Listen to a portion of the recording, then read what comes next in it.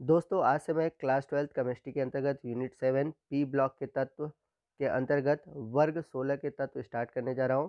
इसके पहले previous video में हम सभी ने वर्ग 15 के तत्वों के बारे में डिटेल से जाना और समझा। यदि आपने वो वीडियो नहीं देखे हैं तो उन सभी वीडियो के लिंक मैंने आज के इस वीडियो के नीचे डिस्क्रिप्शन बॉक्स में दे रखा है, तो उस लिंक पर क्लिक करके आप सभी वीडियो को देख सकते हैं। तो बात करें हम वर्ग 16 के तत्वों की, तो वर्ग 16 के तत्व भी पी ब्लॉक के तत्व के अंतर्गत आते हैं। तो आप यूनिट 7 में वर्ग 16 के तत्वों के बारे में भी पढ़ेंगे। तो आइए आज के वीडियो की शुरुआत करते हैं। यदि हम बात करें आवर्त सारणी के वर्ग 16 के तत्वों की, तो वर्ग 16 में ऑक्सीजन, सल्फर, सेलेनियम, टेल्यूरियम और पोलोनियम है। चूँकि इन तत्वों को आवर्त सारणी में वर्ग 16 में रखा गया है, इसलिए इन्हें हम वर्ग 16 के तत्व कहते हैं। और इन तत्वों में सबसे पहले यानी सबसे ऊपर की ओर ऑक्सीजन है, इसलिए इसे हम ऑक्सीजन परिवार के तत्व भी कहते हैं। तो इसलिए यहाँ पर लिखा हुआ है वर्ग 16 का प्रथम तत्व ऑक्सीजन है, अतः इन्हें ऑक्सीजन परिवार के तत्व भी कहते हैं। वहीं बात करें वर्ग 16 के तत्वों को एक और अन्य नाम से जाना जाता है, जिसे हम बोलते हैं कैल्कोजन। तो इन्हें कैल्कोजन क्यों कहा जाता है, आइए समझते हैं। तो वर्ग 16 के तत्व विभिन्न धातुओं मुख्यतः कॉपर के अयस्कों में संयुक्त अवस्था में पाए जाते हैं। जैसे अगर हम कॉपर के एक मुख्य अयस्क का नाम लें, कॉपर पायराइट, जिसका फार्मूला है CuFeS2। तो वर्ग 16 के जितने भी तत्व होते हैं वो मुख्य रूप से धातुओं, यानी कि जैसे अगर मैंने बताया एग्जाम्पल के रूप में बात करें कॉपर की, तो इनके अयस्कों में संयुक्त अवस्था में पाए जाते हैं। तो इस प्रकार से हम देख सकते हैं कि वर्ग 16 के जितने भी तत्व हैं वो अयस्क बनाने वाले तत्व हैं, इसलिए इन्हें बोला जाता है कैल्कोजेंस। अतः वर्ग 16 के तत्वों को कैल्कोजेंस भी कहा जाता है, जिसका अर्थ होता है अयस्क बनाने वाले। तो आई होप आपको पता चल गया होगा कि वर्ग 16 के तत्वों को कैल्कोजेंस क्यों कहा जाता है। तो आइए नेक्स्ट हम बात करते हैं इनकी उपलब्धता की। तो वर्ग 16 के तत्व प्रकृति में मुक्त एवं संयुक्त दोनों अवस्थाओं में पाए जाते हैं, यानी कि ये फ्री फॉर्म में भी होते हैं और कंपाउंड फॉर्म में भी पाए जाते हैं। पृथ्वी पर उपस्थित सभी तत्वों में ऑक्सीजन सर्वाधिक मात्रा में पाई जाती है। ऑक्सीजन वायु में ऑक्सीजन के रूप में यानी कि O2 के रूप में लगभग 21% होता है, तथा वायु में ऑक्सीजन दूसरी सर्वाधिक मात्रा में यानी कि नाइट्रोजन के बाद देखा जाए तो सबसे अधिक पाए जाने वाला गैस है। हम सभी जानते हैं कि नाइट्रोजन की वायुमंडल में जो मात्रा होती है वो लगभग 79% होता है। इसके अलावा हमारे वायुमंडल में जो स्ट्रेटोस्फीयर है यानी कि जो समताप मंडल है, उसमें भी ऑक्सीजन ओजोन के रूप में पाया जाता है। वहीं हम बात करें अर्थ क्रस्ट में यानी कि भूपट्टी में, तो ऑक्सीजन लगभग 46.6% होता है। भूपट्टी में ऑक्सीजन सर्वाधिक मात्रा में पाया जाने वाला तत्व है। तो ये तो बात हुई ऑक्सीजन की। आइए नेक्स्ट हम बात करते हैं सल्फर के बारे में। तो भूपट्टी में सल्फर की उपलब्धता केवल 0.03 से 0.1% होती है। तो सल्फर जो है अनेक सल्फेट तथा सल्फाइड अयस्कों में संयुक्त अवस्था में पाया जाता है। जैसे अगर हम बात करें जिप्सम में, बेराइट में, इन सभी में SO4 के रूप में है, अर्थात यह सल्फेट के रूप में है। वहीं गैलेना में, कॉपर पायराइट में ये S के रूप में है, यानी कि सल्फाइड के रूप में है। तो ये जब SO4 के रूप में होता है तो सल्फेट के रूप में पाया जाता है, और सिर्फ S के फॉर्म में रहता है तो वह सल्फाइड फॉर्म कहलाता है। वहीं बात करें हम कार्बनिक यौगिकों में, तो कार्बनिक यौगिकों जैसे कि प्याज, लहसुन इत्यादि में भी सल्फर पाया जाता है।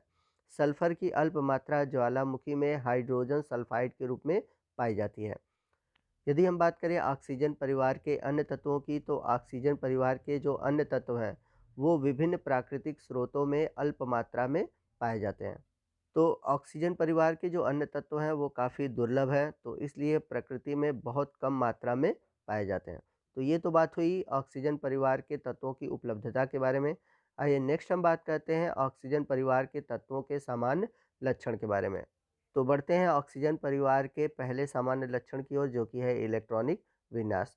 तो प्रारंभ के कुछ तत्वों के इलेक्ट्रॉनिक विन्यास को हम देखेंगे और देखेंगे कि इनके इलेक्ट्रॉनिक विन्यास करने पर इनके बाह्य कोश में इलेक्ट्रॉन p ऑर्बिटल में प्रवेश करता है। तो ऑक्सीजन का देखें तो 1s2 2s2 2p4, वहीं सल्फर का देखें तो 1s2 2s2 2p6 3s2 3p4।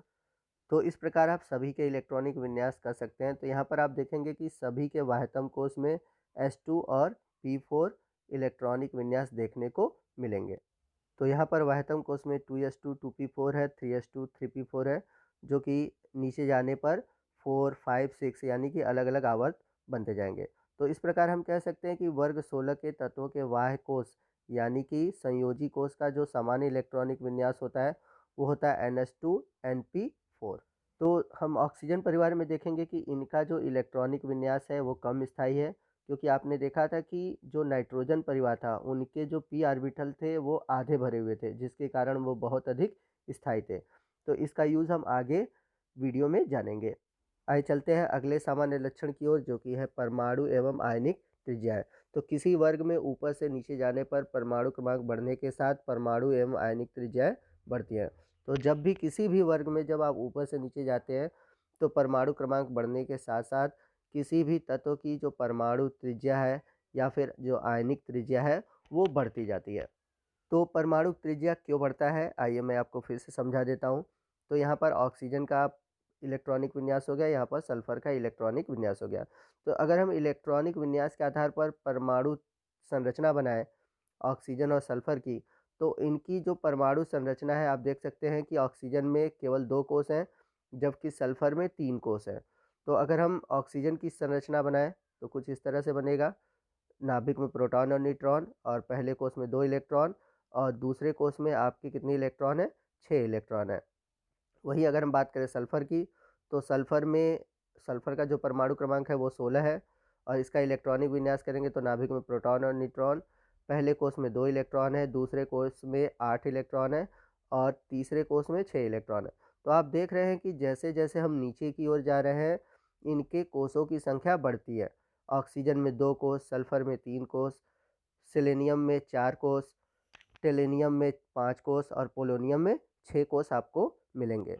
तो इस प्रकार से हम लिख सकते हैं कि किसी भी वर्ग में जब हम ऊपर से नीचे जाते हैं तो परमाणु क्रमांक बढ़ने के साथ नए कोष जुड़ते हैं, यानी कि कोषों की संख्या में वृद्धि होती है, और इस कारण वर्ग में जब भी ऊपर से नीचे जाया जाता है तो परमाणु त्रिज्या में वृद्धि होती है।